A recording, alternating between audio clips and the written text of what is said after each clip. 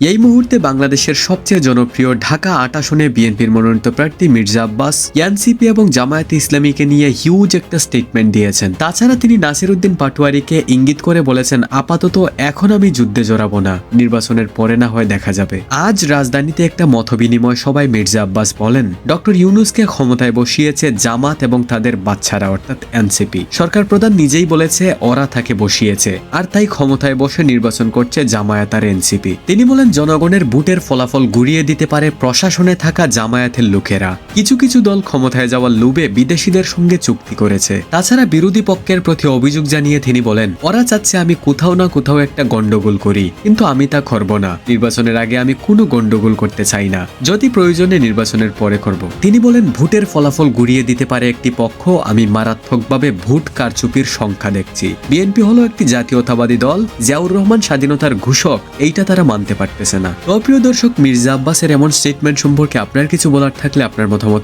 অবশ্যই কমেন্টে জানাবেন।